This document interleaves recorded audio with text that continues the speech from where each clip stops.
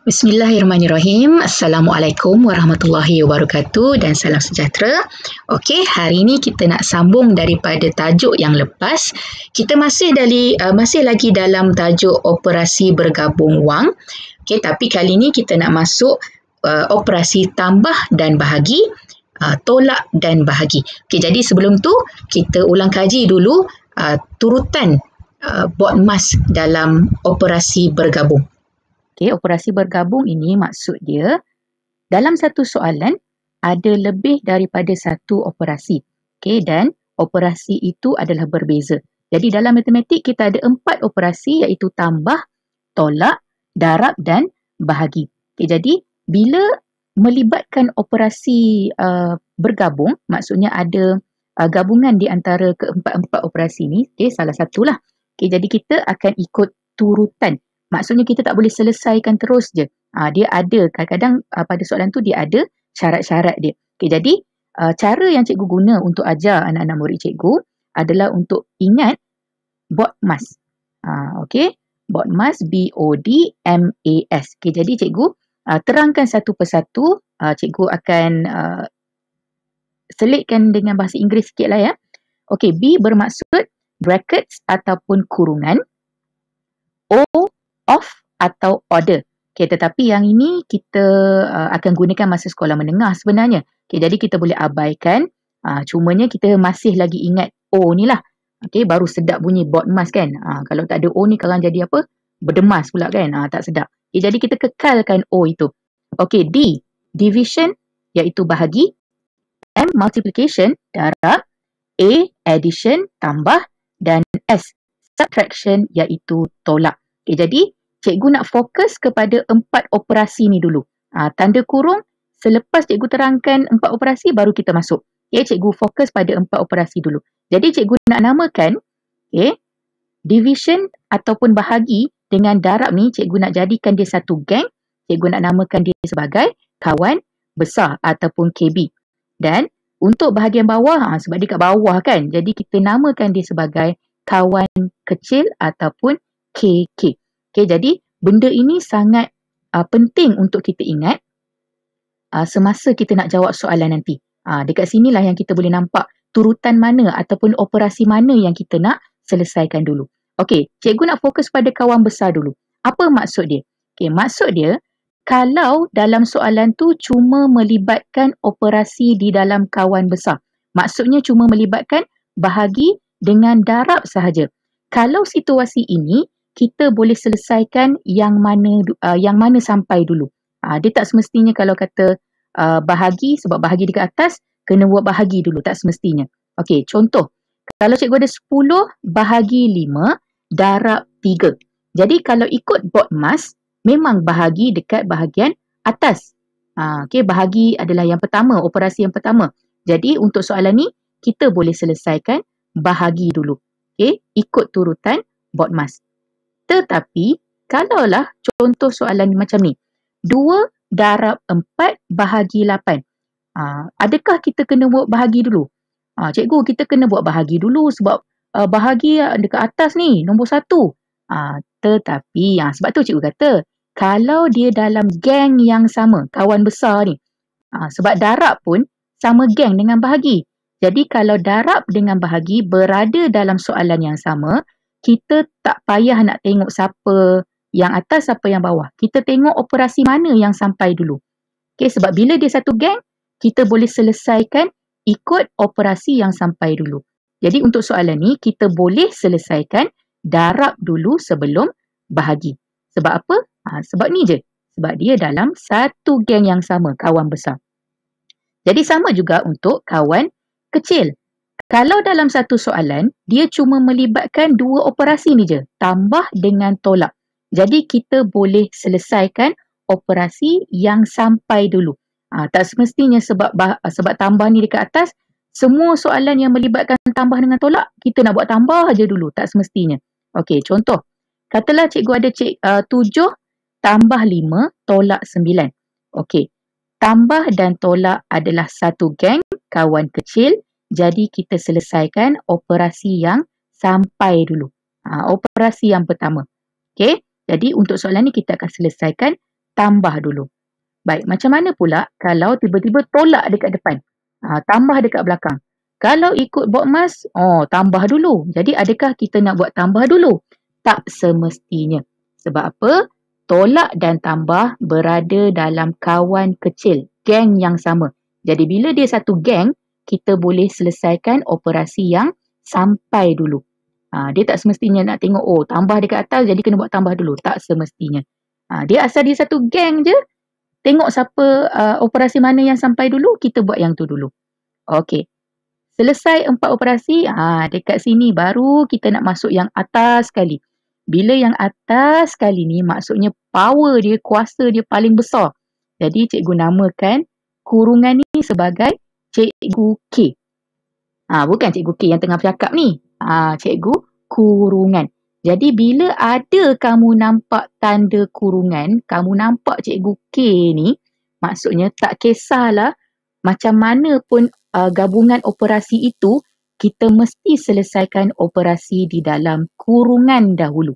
Tak kisah dia kawan besar ke, kawan kecil ke. Okey, contoh. 2 tambah 8 dalam kurungan, bahagi 5. Kalau ikut BODMAS, kita kena selesaikan bahagi dulu. Betul? Tetapi, sebabkan ada tanda kurungan, kita kena selesaikan apa yang berada dalam kurungan dahulu. Kalau kurungan ni tak ada, baru betul kita selesaikan bahagi. Sebab bahagi berada dekat atas daripada tambah. Sebab bahagi adalah besar, kawan besar. Tambah kawan kecil. Jadi kita selesaikan kawan besar dulu. Tapi sebab sekarang ni tambah berada dalam kurungan, bila dah nampak Cikgu K, kita selesaikan dalam kurungan dahulu. Okey. Contoh seterusnya, 16 darab dalam kurungan 7 tolak 4. Kalau ikut BODMAS, kita kena selesaikan darab dulu sebab darab adalah kawan besar. Tolak adalah kawan kecil. Tetapi sebab tolak berada dalam kurungan, kita kena selesaikan kurungan dulu. Sebab dah nampak Cikgu K. Selesaikan dulu Cikgu K ni. Barulah kita darabkan jawapan ini dengan 16. Okey, kalau macam ni, 20 tolak 1 darab 6 dalam kurungan. Yang ni tak ada masalah. Okay, sebab kalau tak ada kurungan pun, kita kena selesaikan darab dulu. Sebab darab adalah kawan besar. Okay, tapi sebabkan ada kurungan, jadi apa-apa pun kita kena selesaikan darab dahulu. Okay, barulah 20 ni tolak dengan hasil darab yang kita dah dapat nanti. Okay, dan lagi satu contoh. Okay, 7 tambah dalam kurungan 9 bahagi 3. Yang ini pun tak ada masalah. Sebab apa? Kalau tak ada kurungan ni pun, kita memang kena selesaikan bahagi dulu. Sebab bahagi berada atas daripada tambah. Okay, bahagi kawan besar, tambah kawan kecil, kena selesaikan kawan besar dulu. Okay, tapi sebab kebetulan soalan ni bahagi berada dalam kurungan, jadi kamu dah nampak Cikgu K, kita selesaikan kurungan dahulu, barulah kita tambahkan. 7 ni akan tambah dengan hasil bahagi ni. Jadi kita bahagi dulu dapat jawapan, baru tambahkan dengan 7. Okey, jadi kesimpulan dia untuk operasi bergabung kita boleh gunakan turutan BODMAS. Okey, mulakan dengan kurungan. Kurungan adalah paling besar. Apa-apa sahaja kamu nampak je Cikgu K kurungan tu, selesaikan apa yang ada dalam kurungan dulu. Okay, lepas tu barulah kita tengok kawan besar dengan kawan kecil. Kalau dia lain-lain geng, kita selesaikan kawan besar dulu. Okay, baru kita selesaikan kawan kecil. Tapi kalau dia berada dalam geng yang sama, kita selesaikan operasi mana yang sampai dulu.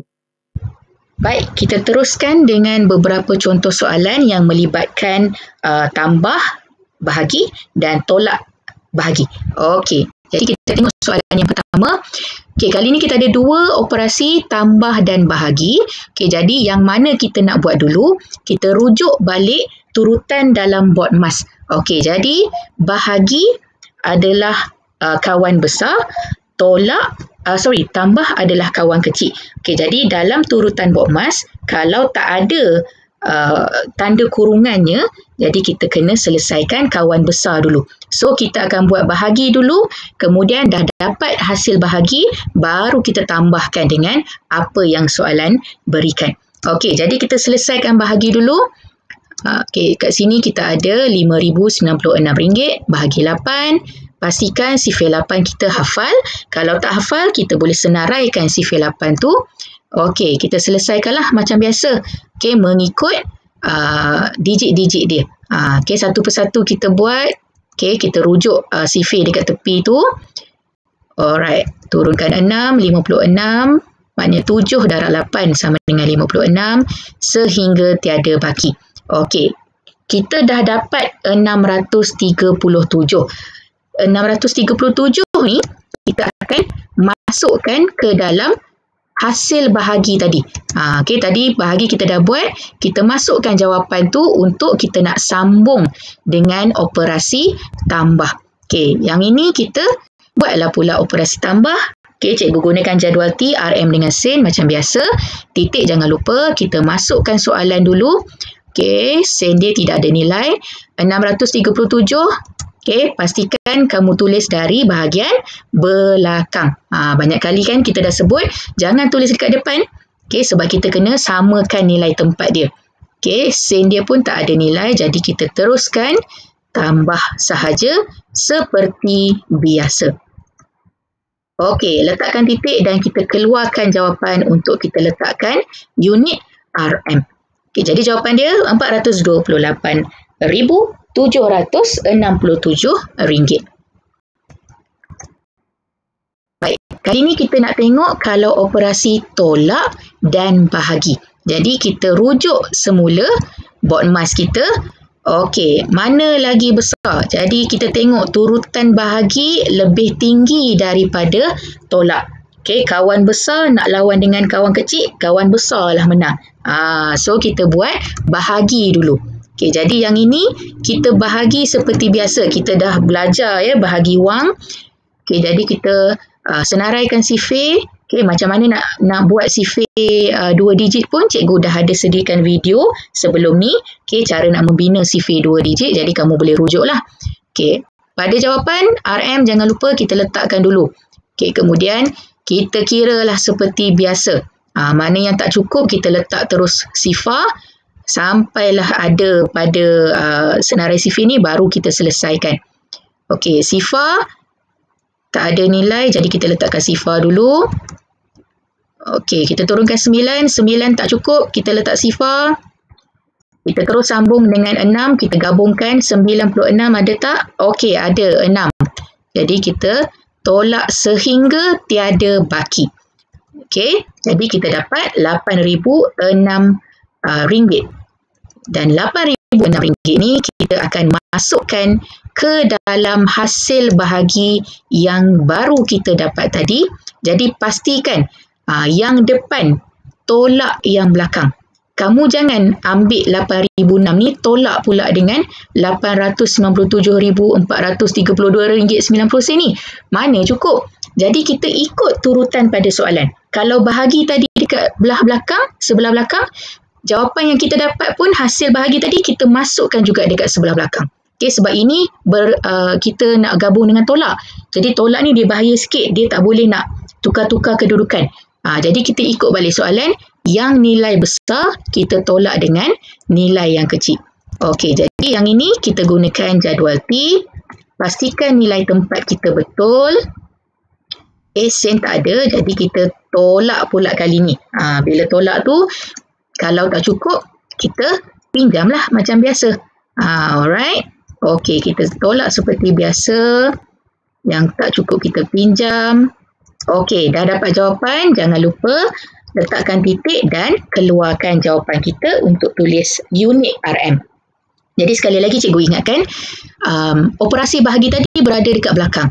Jadi bila kita dah habis bahagi, jawapan tu, hasil bahagi tu kita masukkan juga dekat bahagian belakang.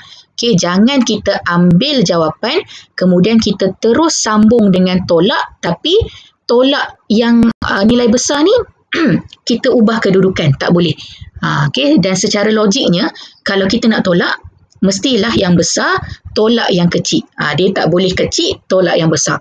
Okey, itu adalah asas dalam operasi tolak. Okey, kita cuba tengok balik kalau ada bahagi dengan tambah. Okey, jadi kali ini kita nak tengok kedudukan. Tak ada masalah sebab bahagi memang kawan besar, jadi kita akan buat bahagi dulu.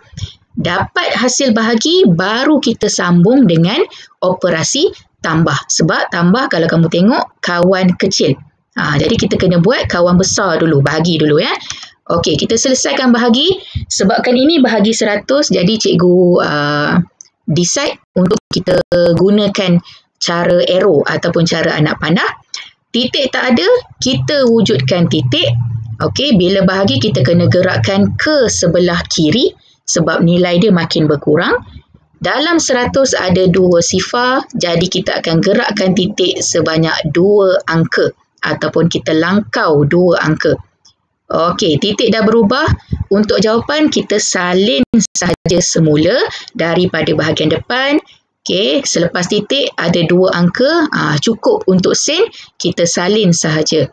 Dapat 10 sen dekat situ. Okey, daripada jawapan ini, kita nak masukkan ke dalam yang kita dah kira tadi sebab kita nak sambung dengan tambah. Okey, jadi bahagi kita dah selesai. Kita dah dapat pun hasil bahagi. Jadi kita sambung sahaja dengan operasi tambah. Untuk tambah, kita gunakan jadual T. Kalau nak tambah macam biasa pun, tak ada masalah. Okey, yang penting nilai tempatnya betul. Okey, dan hasil tambahnya pun kita kena kira betul-betul lah.